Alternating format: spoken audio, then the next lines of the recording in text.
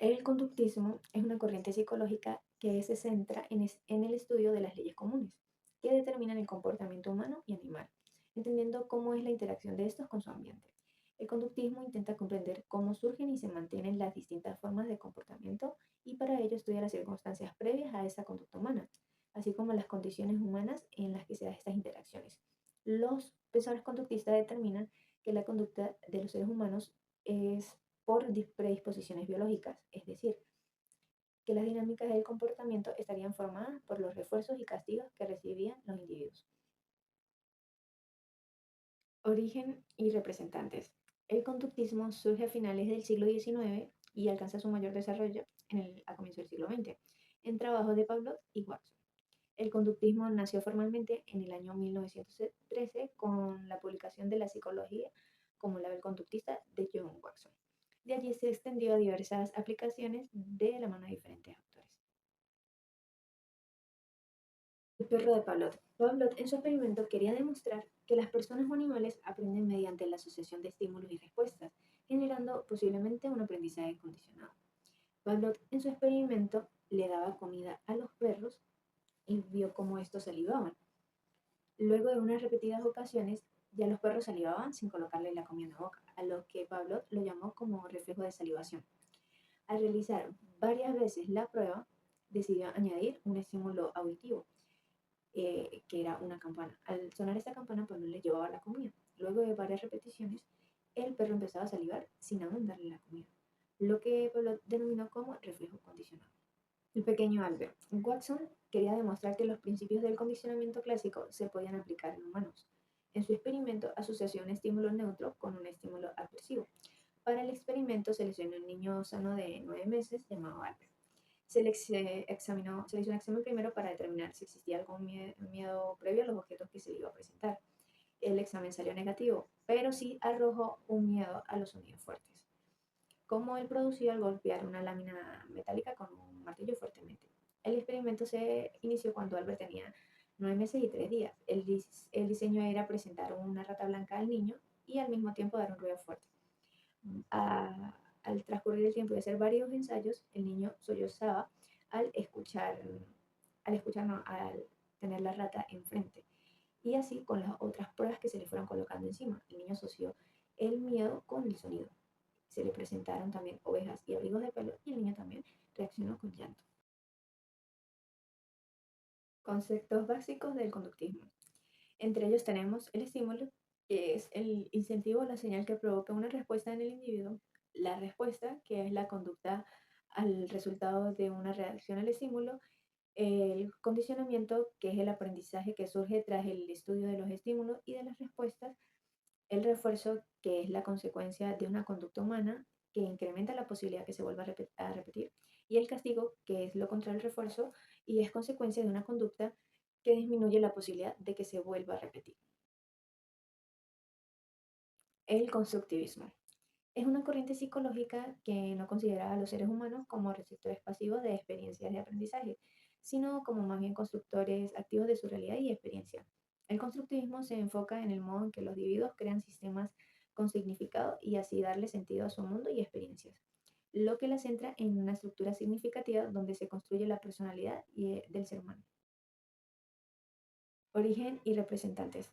Su origen parte desde Ismail Kant, cuando distinguía entre el fenómeno y algo en sí o una cosa en sí. Afirmaba que la realidad no se encontraba fuera, sino que en cierto modo se construía por lo cognitivo. Otro registro del pensamiento constructivista se le atribuye a René Descartes, con su frase, pienso, por lo tanto existo. De hecho, también se considera que el constructivismo tuvo sus inicios en los antiguos filósofos presocráticos, es decir, antes de Sócrates, especialmente en Genofanes, otro autor importante de la antigua clásica que influyó en el Renacimiento, y de Heráclito, que fue un pensador que afirmaba que lo que existía cambiaba de forma constantemente.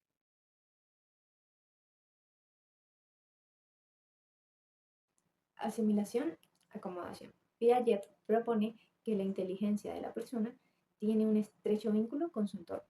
Por ende, hay un enfoque de aprendizaje integrado entre lo cognitivo y lo contextual, además de considerar a las personas como organismos de supervivencia y cómo ellos tienden a buscar el equilibrio. Por ejemplo, si tenemos frío, buscamos generar calor para equilibrar la temperatura.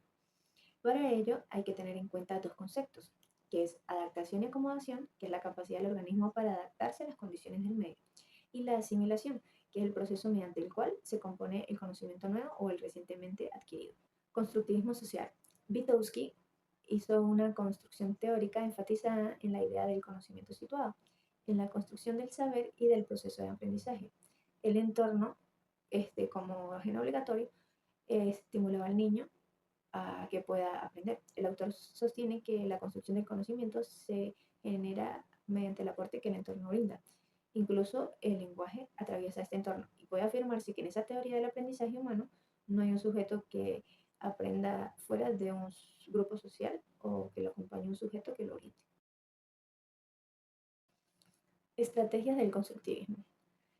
Aprendizaje basado en proyecto es la enseñanza dinámica donde quien aprende es el eje del proceso, lo que incorporará el conocimiento mediante la resolución de retos o tareas. El aprendizaje colaborativo destaca que el trabajo en conjunto es la esencia de este aprendizaje, permite que los grupos tengan la conciencia este, al saber que el trabajo de una persona impacta en los demás. Y el aprendizaje lúdico, que es el juego como estrategia para el aprendizaje, siendo una herramienta que se puede aplicar en diferentes etapas, pero resulta aún más útil en las edades pequeñas. Aprendizaje social. Esta teoría se apoya en la idea de que los niños aprenden en entornos sociales por medio de la observación y de la imitación del comportamiento que viene. También refuerza la idea de que el niño se ve afectado por la influencia de otros. Bandura explica que fuese preocupante si las personas aprendieran solo a base de su experiencia, en lugar de aprender de observar a otros y aprender de sus acciones, basándose en tres conceptos claves, que las personas pueden aprender desde la observación, que el estado mental afecta el estado de aprendizaje y que solo porque se haya aprendido algo no significa que esto resulte un cambio en el comportamiento de la persona. Origen y representantes. La teoría del aprendizaje social se inicia en el siglo XIX a través del trabajo de Kurt Montgomery y sus cuatro fases del aprendizaje. No obstante, se vio impulsado por Albert Bandura en la segunda mitad del siglo XX, en el año 1977, quien explica que un individuo no solo aprende por indicación, sino que también por lo cognitivo. Aprendizaje exponencial. John Dewey se basa en la idea de que el aprendizaje es un proceso experiencial que se construye a partir de la interacción del individuo y de la sociedad. Dewey fue un filósofo y pedagogo estadounidense, donde explicaba que las experiencias acumuladas en el pasado tienen un impacto en la experiencia presente.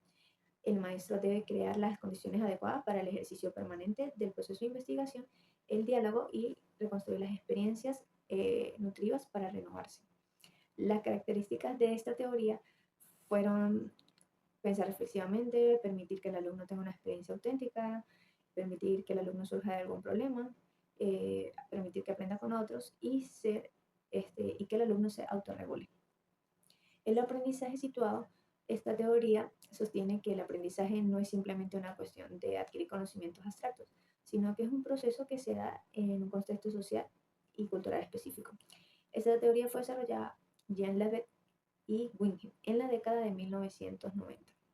Levet explicaba que el aprendizaje es un fenómeno social complejo que depende del contexto y se produce en comunidades, donde los individuos participan activamente y se unen a estas prácticas con los recursos que se comparten. Etapas del aprendizaje social. Tenemos la atención, que es concentrarse en los aspectos relevantes del comportamiento observado, la retención, que es recordar la información observada para su uso posterior, la reproducción, que es imitar el comportamiento aprendido, y la motivación, que es estar incentivado para realizar ese comportamiento. Teoría sociocultural. Sostiene que el aprendizaje humano y el desarrollo cognitivo se producen a través de la interacción social y cultural. Para la teoría sociocultural, el aprendizaje humano se produce a través de la comunicación y la interacción con otras personas en un contexto de una cultura determinada. Las personas adquieren habilidades y conocimientos a través de la participación de actividades sociales y estas habilidades y conocimientos se integrarán en su comportamiento. También sostiene que El proceso de conducción humano es un proceso que se desarrolla a lo largo de la vida y es impulsado por la interacción social y cultural. Origen y representantes. La teoría sociocultural es una teoría del aprendizaje que fue desarrollada por Lev Vygotsky en el año 1930, en la cual el aprendizaje y la adquisición de conocimientos resulta de la interacción social. Vygotsky también enfatizó que la importancia del lenguaje en el desarrollo cognitivo. Según él, el lenguaje no es solo un medio de comunicación, sino también una herramienta para el pensamiento. De acuerdo con la teoría sociocultural de Vygotsky, el desarrollo cognitivo en los individuos se encuentra directamente relacionado con la interacción social en el marco de la cultura dominante, es decir, que responde a un proceso de socialización y se comprende el desarrollo de la persona que es consecuencia de la misma socialización. Estrategias de la teoría sociocultural. Establecer actividades lúdicas que simulen la zona del desarrollo del alumno, estructurar actividades por medio de dificultades, fomentar el trabajo colaborativo, incrementar actividades que faciliten la interacción social y analizar las actividades psíquicas en los alumnos para trazar un programa de aprendizaje.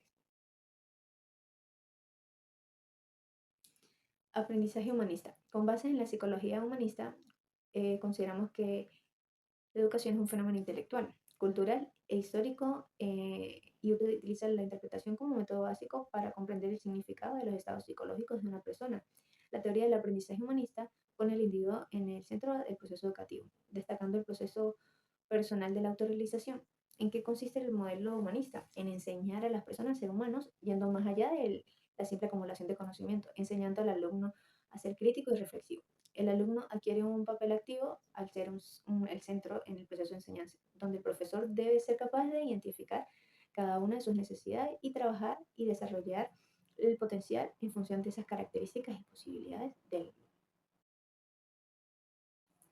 origen y representantes. La historia de la corriente humanista de la psicología se remonta a mediados del siglo XX, concretamente en Estados Unidos, y amplió su influencia a lo largo de los años, en los años 70 y 80.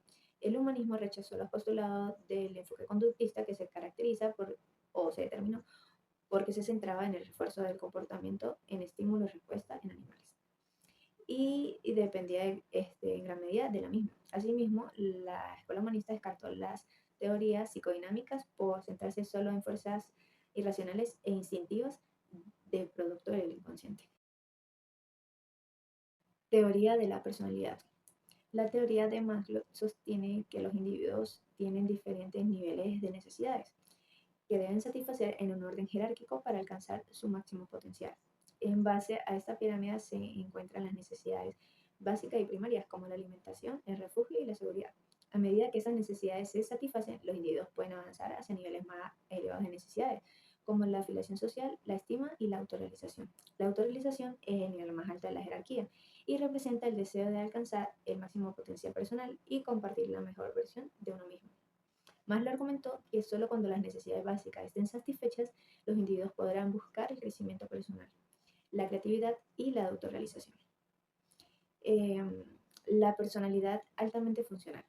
Carl Rogers creía que la personalidad de cada persona se desarrollaba según el modo en que consigue ir acercándose a sus metas o alejándose de las mismas. Las personas altamente funcionales se caracterizan por estar en un proceso constante de actualización, es decir, en búsqueda de un ajuste casi perfecto para lograr objetivos vitales. De este modo, Rogers sostiene que en un marco donde influye el tiempo, el modo de vivir y la vida en que se adapta constantemente. Principios del enfoque humanista. El modelo humanista se basa en varios principios claves que busca promover un desarrollo integral en los estudiantes, tales como la autonomía, que es un enfoque que fomenta la capacidad de los estudiantes para tomar decisiones sobre su propio aprendizaje, el respeto y empatía, que es la creación de un entorno educativo sano y la comprensión mutua y el respeto, y el desarrollo emocional, que busca desarrollar las habilidades cognitivas y también las emocionales y habilidades sociales en cada uno de los estudiantes.